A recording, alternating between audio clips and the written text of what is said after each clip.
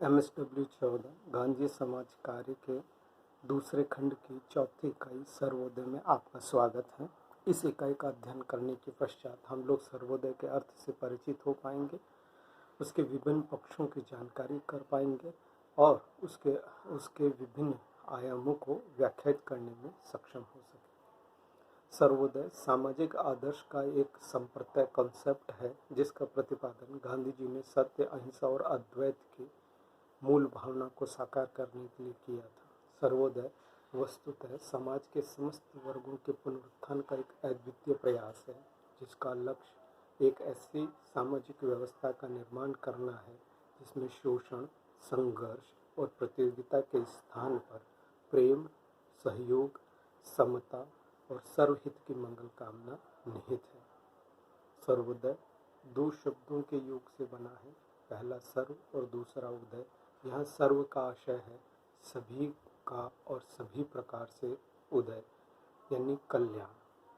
तो सर्वोदय का अर्थ है सभी का सभी प्रकार से कल्याण, और अमीर, गरीब, स्त्री, पुरुष आदि सभी इसमें शामिल होते हैं, और जीवन के समस्त पक्षों यानी सामाजिक, आर्थिक, राजनीतिक, नैतिक, सांस्कृतिक, धार्मिक पक्ष उनका उदय इसमें शामिल है। जैसा हम लोग जानते हैं, सर्वोदय अनटू दिस लास्ट का एक अनुवाद है। Unto this last John Ruskin, अंग्रेजी लेखक जॉन रस्किन की लिखी हुई किताब है, और अपनी आत्मकथा में गांधी जी ने इसके बारे में व्यापक तौर पर लिखा, विस्तृत तौर पर लिखा है और उसके चमत्कारी प्रभाव को भी बताया है। और गांधी जी ने यह लिखा कि उनको पढ़ने के बाद तीन चीज़ें उन्होंने सीखी जो सर्वोदय में कही, अनटू दिस लास्ट में कही कि सबके हित में ही व्यक्ति का हित निहित है। दूसरा, एक न्याय का कार्य भी वकील के समान ही मूल्यवान है, क्योंकि सभी व्यक्तियों को अपने कार्य से स्वयं की आजीविका प्राप्त करने का अधिकार है। और तीसरा, श्रमपूर्ण जीवन ही जीने योग्य जीवन है। इस तरीके से इन तीन बातों को उन्होंने कहा कि ये बहुत महत्वपूर्ण उन्हें लगी, और इनमें से कुछ चीज़ें दो चीज़ें उन्हें पता थी, तीसरी चीज़ को उन्होंने जाना और अपने जीवन में साकार किया। आत्मकथा में इसका उन्होंने विस्तृत विवेचन भी किया है। हम ये कह सकते हैं कि सर्वोदय का सिद्धांत गांधी जी ने बेंथम तथा मिल के उपयोगितावाद के विरोध में स्थापित किया। यूटिलिटेरियनिज्म, जिस तरीके से हम लोग जानते हैं कि वह अधिकतम लोगों के अधिकतम सुख की बात करता है, सर्वोदय सिद्धांत सभी के सभी प्रकार के कल्याण और उत्थान की बात करता है। यहीं दोनों में ऐसा मानता स्पष्ट हो जाती है। सर्वोदय का दर्शन हमें यह बताता है कि सर्वोदय का आदर्श है अद्वैत, और उसकी रणनीति या उसकी नीति है समन्वय। वह समन्वय के माध्यम से ही विरोधी बातों में या विरोधी हितों में भी समन्वय कराकर अद्वैत की भावना को बनाना चाहता है। जीव मात्र के लिए समाधान और प्रत्येक व्यक्ति के प्रति सहानुभूति ही सर्वोदय का मार्ग है। सर्वोदय में सभी व्यक्ति समान हैं। यह ऐसे वर्ग विहीन, जाति विहीन, शोषण मुक्त समाज की स्थापना करना चाहता है जिसमें प्रत्येक व्यक्ति और समूह को अपने सर्वांगीण विकास का अवसर और साधन मिले।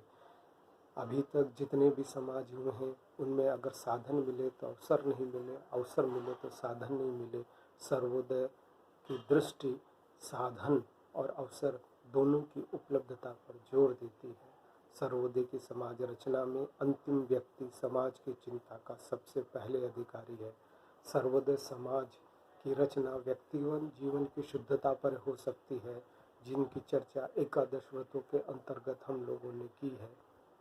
और सामाजिक जीवन में भी जब तक एकादश व्रतों का पालन होता रहेगा तभी सर्वोदय समाज बन पाएगा। और सर्वोदय के लिए साधन शुद्धि भी अनिवार्य है, बहुत आवश्यक है। जैसा साध्य और साधन की पारस्परिकता और शुद्धता के बारे में गांधी के विचार प्रारंभ से ही स्पष्ट रहे हैं, सर्वोदय दर्शन भी उसी साध्य साधन के एकत्व और पवित्रता पर को स्वीकार करता है। सर्वोदय का उद्देश्य है आत्मसंयम, शोषणहीन समाज की स्थापना, सर्वांगीण विकास, लोकनीति के आधार पर शासन करना, सत्ता का विकेंद्रीकरण करना, पारिश्रमिक की समानता या शरीर श्रम के माध्यम से अपनी आजीविका कमाना, प्रतियोगिता का अभाव, यानी एक दूसरे समाज के वर्गों या व्यक्तियों के बीच में, समूहों के बीच में प्रतियोगिता के स्थान पर सहकार के आधार पर कार्यक्रमों को या गतिविधियों को संचालित करना, साधन शुद्धि, और अंतिम है ट्रस्टीशिप। ट्रस्टीशिप का सीधा तात्पर्य है कि व्यक्ति में निहित जो नैसर्गिक प्रतिभाएं हैं उनका उपयोग व्यक्तिगत लाभ के लिए न करके अपितु समाज के लाभ के लिए और समाज की उन्नति के लिए करना ही ट्रस्टीशिप का मूल उद्देश्य है। सर्वोदय की विशेषताओं की चर्चा करें तो हम लोग ये जान सकते हैं कि जिस समय ये विचार प्रतिपादित किया जा रहा था, दो तरीके के उत्पादन के साधन या दो तरीके के स्वामित्व की अवधारणाएं प्रचलित थी। एक निजी स्वामित्व, प्राइवेट ओनरशिप, और दूसरा सरकार स्वामित्व यानी स्टेट ओनरशिप। निजी स्वामित्व पूंजीवाद के रूप में सामने आता है और सरकारी स्वामित्व साम्यवाद के रूप में आता है।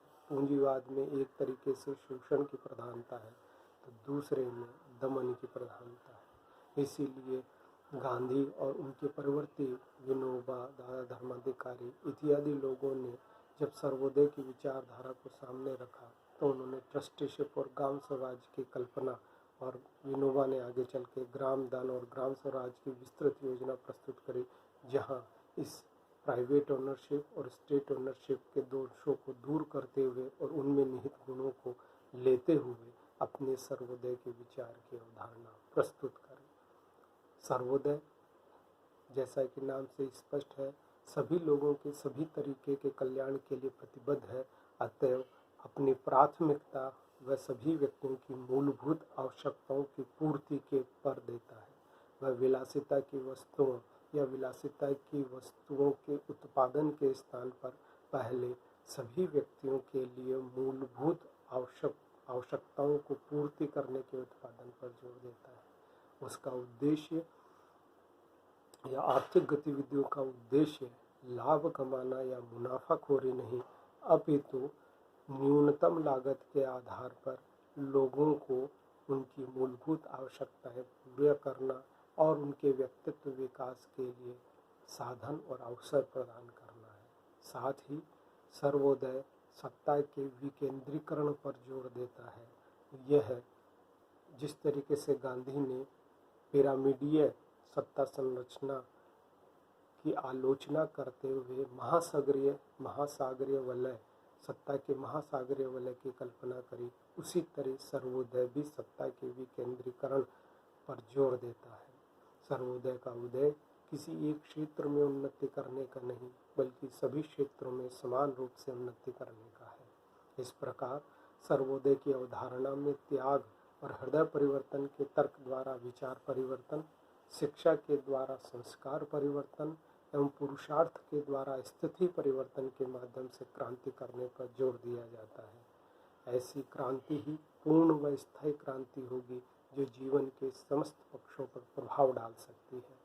ऐसी क्रांति में प्रतिहिंसा के लिए कोई स्थान नहीं रहेगा और समाज में प्रेम और सहयोग का वातावरण तैयार होगा। अंत में हम लोग ये कह सकते हैं कि सर्वोदय समाज गांधी की कल्पनाओं का समाज था, जिसके केंद्र में भारतीय ग्राम व्यवस्था थी। और विनोबा के अनुसार सर्वोदय का अर्थ है कि सर्व सेवा के माध्यम से समस्त प्राणियों की उन्नति।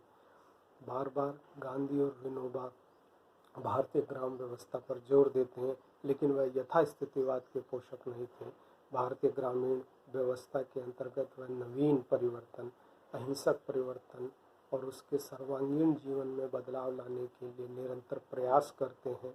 आर्थिक क्षेत्र में, राजनीतिक क्षेत्र में, सामाजिक जीवन में, सांस्कृतिक जीवन में, शैक्षिक जीवन में वह नए विकल्प प्रस्तुत करते हैं और ये बताने का प्रयास करते हैं कि इसी ग्रामीण व्यवस्था में परिवर्तन के माध्यम से ही नए भारत का निर्माण हो सकता है और सर्वोदय उसके लिए एक बेहतर अवधारणा के तौर पर मार्गदर्शन करने के लिए प्रतिबद्ध है।